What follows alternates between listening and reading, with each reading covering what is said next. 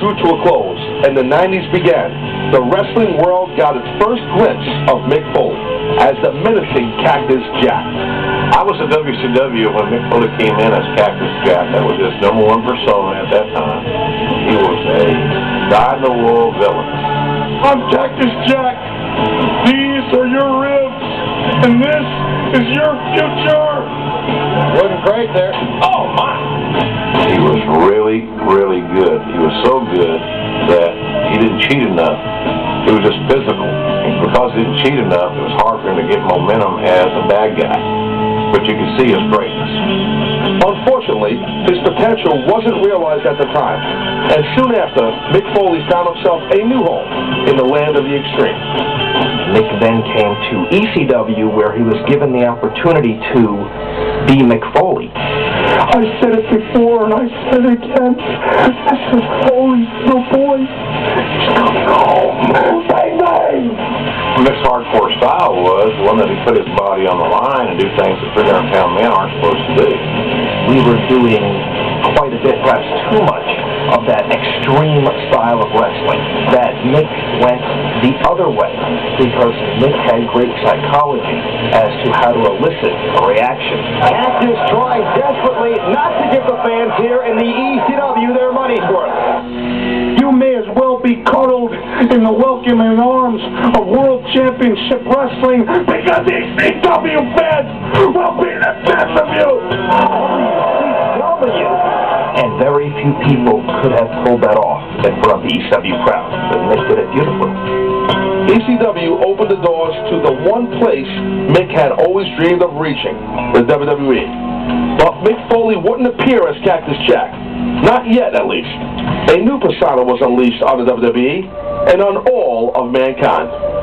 Well, Mick Foley comes in and talks to Vince, and they have a collaborative effort creatively. And the Mankind character is created, this tortured soul, a very dangerous, psychopathic type guy. Mankind is in agony. Time has come to relieve that pain, which will be better for me. But not so enjoyable for all of you. Mick Foley brought a real strange, dark side that was most likely the darkest character that WWE had seen up until that time. Don't you think it's about time in your life where you look squarely in the mirror and accepted personal responsibility for who you are? Don't you look at me with that smug look. You make me sick. A man of integrity. I would have smacked you.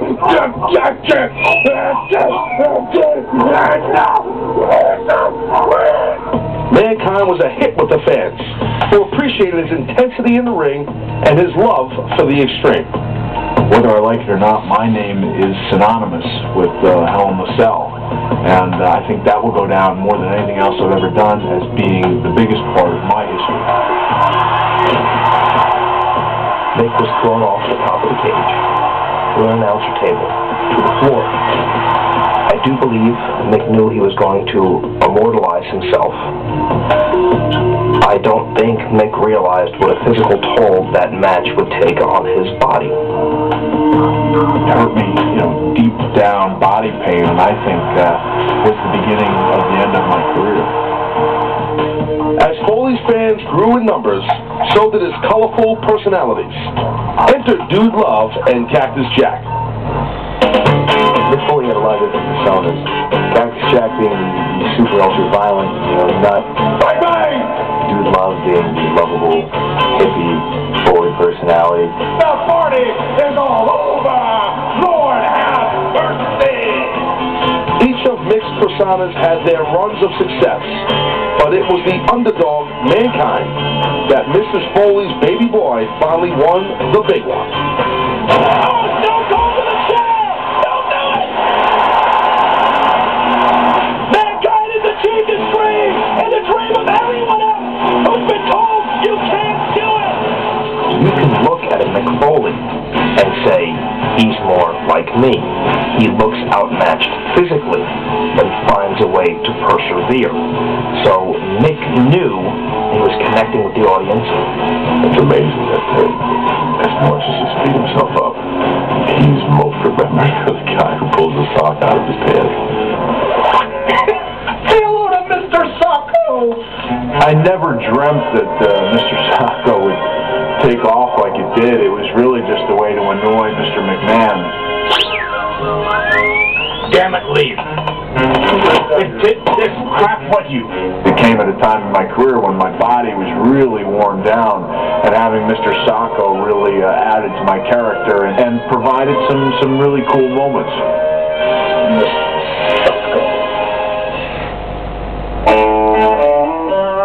Mankind was talking to the people, and the people want Mankind as the Rock partner. I think the Rock and Sock connection, though, was my idea. I thought The Rock was a great character, but I thought he was a little mean, you know. He was a good guy, but man, he didn't act like a good guy. And I thought a partnership with Mankind would kind of soften him up a little bit. This is Big Rock. This is important. As a matter of fact, this is your life. I gotta give it up for Mick Foley, man. He's a really creative genius. He came up with this idea. And we had so much fun doing that. Well, let me ask you this. Does Mankind know how to throw a little Portuki or what? It just worked beyond our greatest expectation, you know, the chemistry when we were there together. We'd had great chemistry as opponents, but from the second we stepped down on that same stage, the fans just reacted. The popular tandem eventually split up, each with their own scores to settle. Foley's path would take a dangerous turn, back to truth or consequences, as he set his sights on rising star Triple H. Mick always had an idea where he wanted his career to go, how he wanted his career to end, what he wanted his legacy to be. Mick's body was pretty much saying, you're done.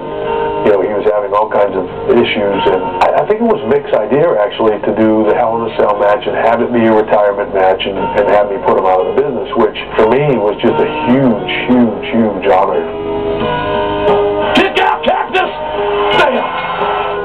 Mick knew how to earn the respect of WWE fans at the very end by being selfless.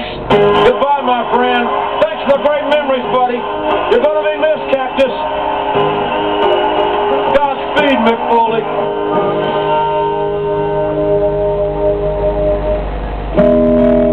Mick Foley was named after Mickey Mantle, and Mickey Mantle was one of my boyhood heroes.